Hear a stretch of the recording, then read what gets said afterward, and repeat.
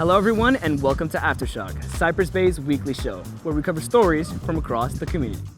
In today's episode, our reporters get an inside look at the Cambridge Night Ceremony. Amber unboxes a common interest among the Cypress staff.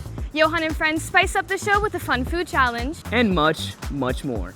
What's up, Cypress Bay? My name is Gustavo Zorrilla. And I'm Mazen Hernandez. And this episode of Aftershock starts now.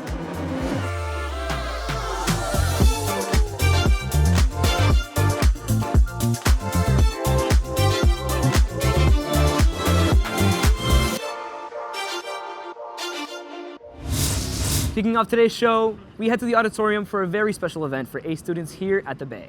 That's right. The Cambridge Night Ceremony took place just last week and shone a spotlight on the incredible achievements accomplished by the class of 2026.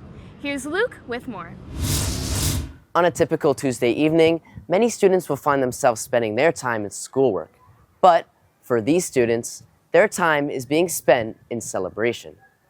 So what we were doing tonight was we were recognizing the class of 2026 ACE Cambridge Diploma graduates. So all of the students who have completed the necessary coursework to earn their ACE diploma that are seniors this year were recognized tonight, and they received their Cambridge diploma. The ACE diploma takes most of our kids 3 years because it's completed by taking 7 classes and passing the 7 ACE exams from different categories. Outside of that, students are still required to complete the service hour obligation. You need 100 service hours for 100% bright futures, 75 service hours for 75% bright futures. From a college standpoint, it guarantees you 100% bright futures. So you are guaranteed all of your academic tuition paid. Every single student that walked across the stage today, if they choose to attend a Florida public school, college, or university, they will have a bachelor's degree fully funded as far as the academic tuition and credits are concerned. I think the students felt proud, and I think it was a great opportunity for them to celebrate a huge accomplishment. And I feel like the students who participate in our ACE Cambridge program here at Cypress Bay are better prepared when they get to college, and they tend to have more success and come back and say, Dr. Taylor, these classes are easy compared to what we were doing at Cypress, which I really think helps them excel once they get out of Cypress. Through their hard work and dedication, these students have achieved a goal to be proud of. And yet, the night doesn't mark the end of a journey, but the start of a new one. I'm Luke Dierking, CBTV.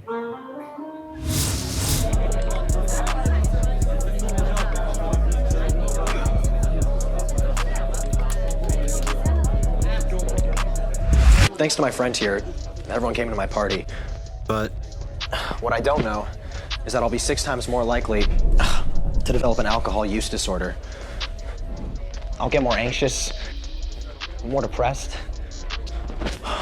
Even some of my friends at this party will stop talking to me. But hey, at least it makes me feel better. For now.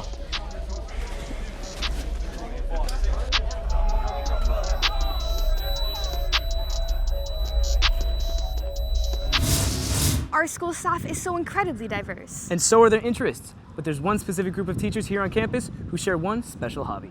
Here's Ambar to tell us more. We all think we know our teachers, but there's a few that are a step above others.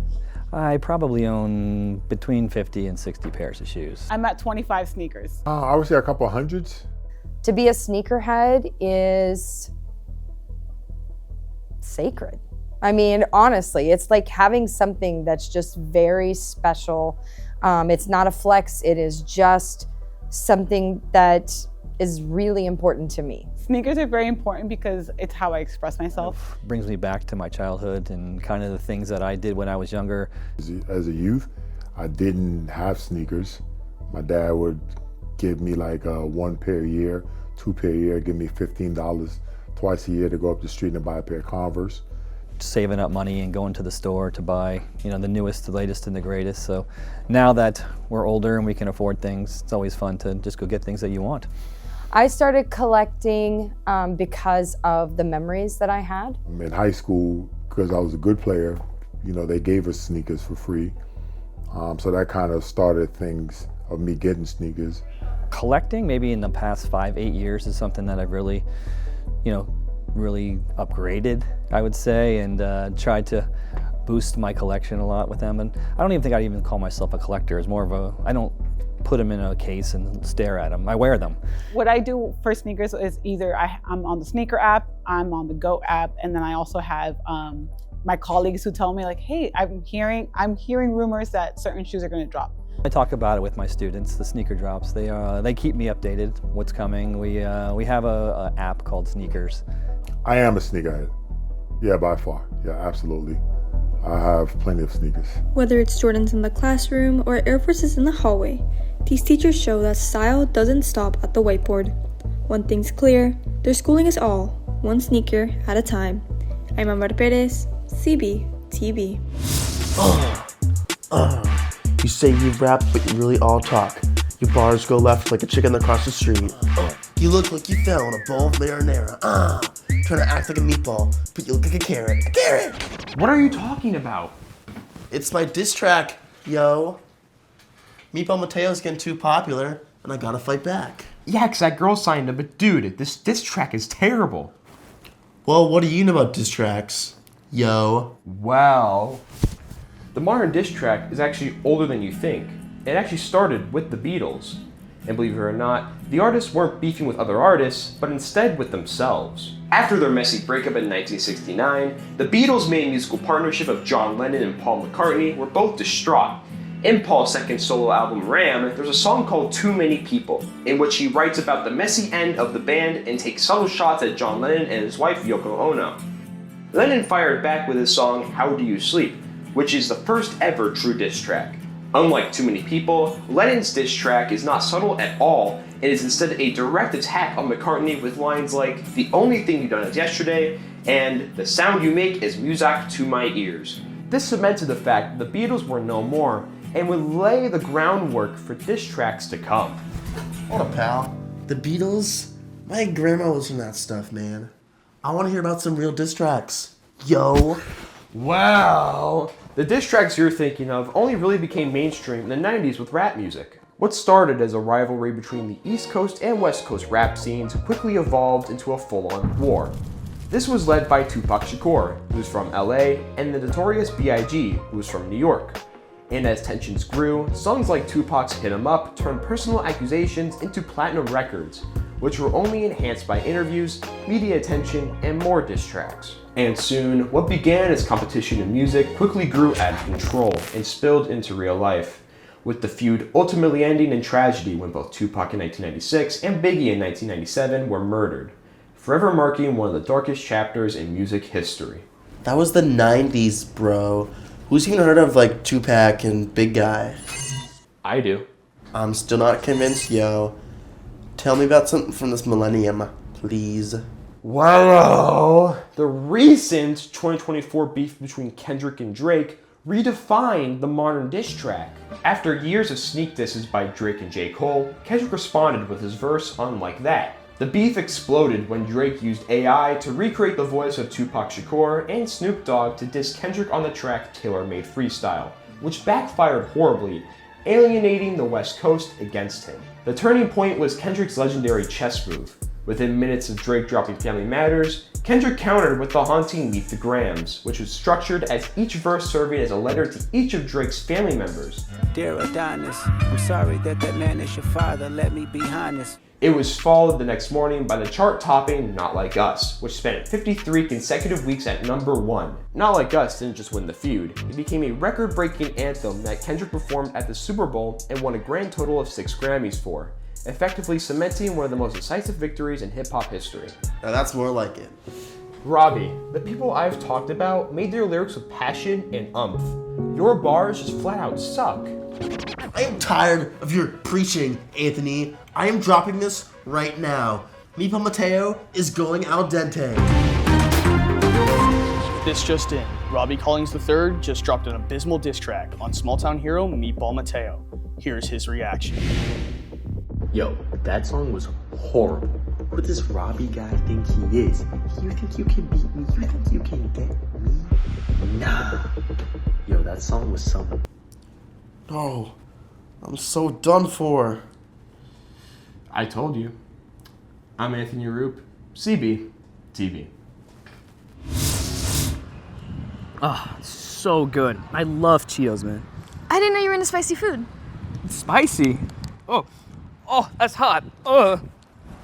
Up next, Johan sees if she can battle the heat in a spicy food challenge. Check it out. What's up, Cypress Bay? I'm Jan Fernand. I'm Pedro Royer. Sophia Trujillo. And today we're going to be doing the Spicy ramen challenge. But the twist is we can't have water. Okay. 3, 2, 1, go. I'm gonna win this. I'm actually gonna win this. I'm not ready. Dude, I'm like... It's so hot. Oh my god. Oh my god. So you might be wondering how I got here. I can't tell if it's just warm or if it's like... It's both. There's like, oh my god. It's too easy. Show it a little more. Show it for longer. I can. Show it for longer. This is actually really, this is really Done. bad. Are you serious? I won. Johan, you made me lose. You actually made me lose. I'd like to thank all my fans. Everyone who believed in me. Don't listen to the haters, y'all. I can't, I'm like starting to lose consciousness. Well, Wait, give us like 5 minutes. Wait, and you we'll gotta, be right back. finish. Well, I knew from the beginning that I was gonna win. Even though I can't even tolerate talkies, I knew it. And how do you feel being the first to lose? If you want my autograph at school, just come ask. I'm Jan Fernand. I'm Pedro Royer. Sophia Trujillo, winner. And thanks for watching. My name is Karen Kamal, and I'm currently the co-blood drive project leader. This is my second year. This will be my 7th blood drive as the project leader, and I really enjoy the service. I love being part of something bigger. When people donate, we help 3 lives. We save 3 lives. So it's such a big deal to donate and to have our students come together to help this cause. Our club is really service oriented, and this was a great way to do it. I really have had a lot of fun in this experience. I've made new friends, I've met new people who are all looking to help the community in a bigger way, and it's been really a meaningful journey. When you come in to donate blood, the first thing you do is you come sign up with us. You have to have a consent form. If you're 16, 17-year-olds, you still have to have the consent form signed, but we can call your parents and do more of a verbal signature. And then when you're 18, you don't have to have a consent form. We can just take your own consent and you can come in and donate.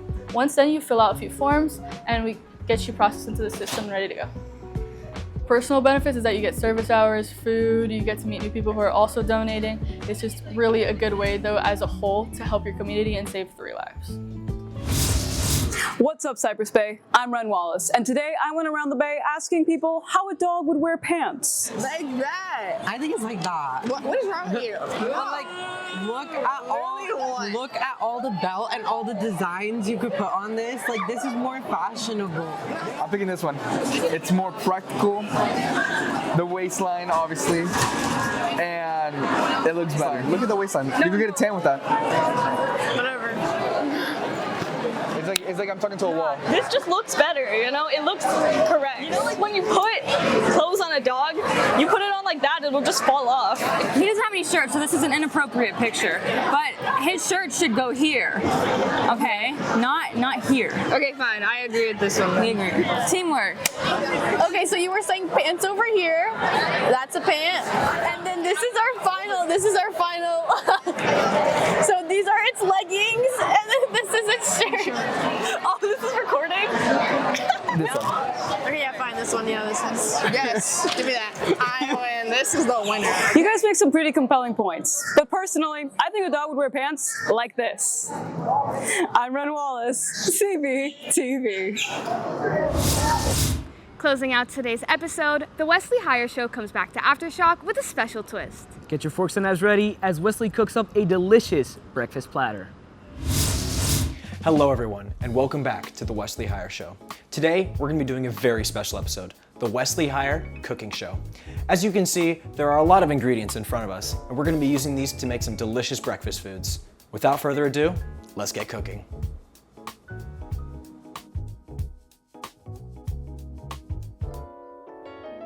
The ingredients we'll be using today are eggs, sugar, syrup, nutmeg, vanilla extract, cinnamon, sea salt, bread, bacon, and of course, butter. First, we'll start off with an essential of any breakfast, bacon. Bacon, we're gonna need a couple things first. So we're gonna use this parchment paper and this aluminum foil to help cover our pan to ensure that when we take the bacon out, it won't be too messy.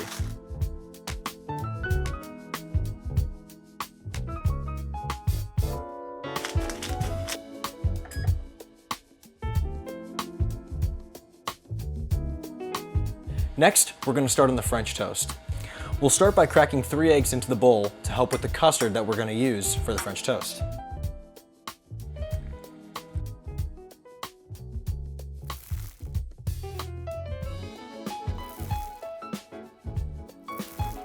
It's just enough to add some flavor to it. That's stirring time.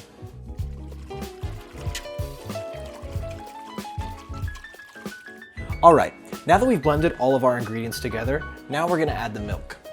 Personally, I like to add around ½ a cup, but of course you can always add more or less depending on what you prefer. Beautiful. And we're gonna keep mixing. Now comes the fun part of actually cooking our toast. So put our bread on our tongs, just like this. We're just gonna kind of lay it flat. We don't wanna put it too deep, we just want a little coating. And now we're gonna grab it and move it over to our pan. And now occasionally, I like to do it around every 2 minutes. We're gonna wanna flip it over to get the other side. Smells delicious. Next, let's make some eggs. Beautiful right there. Here's my secret ingredient though, buttermilk. This will make your eggs truly delicious by making them even more fluffy. I'm thinking around ½ a cup. We're just gonna pour our eggs in. Oh, look at that. I think it's safe to say, eggs are done. Now then, let's get these on a plate.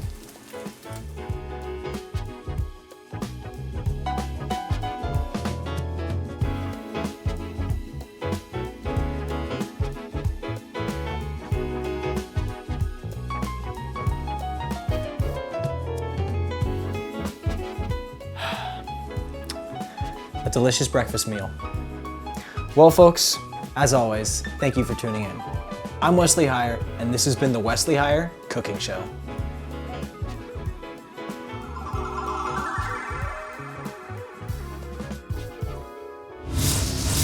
And that's all for this week's episode of Aftershock. If you enjoyed, make sure to follow us on all social medias at Cypress Bay CBTV or check out our website at cypressbaycbtv.com. And make sure to tune in next week for more episodes of Aftershock. I'm Aslan Hernandez. And I'm Gustavo Storilla. Have a great day, Cypress Bay.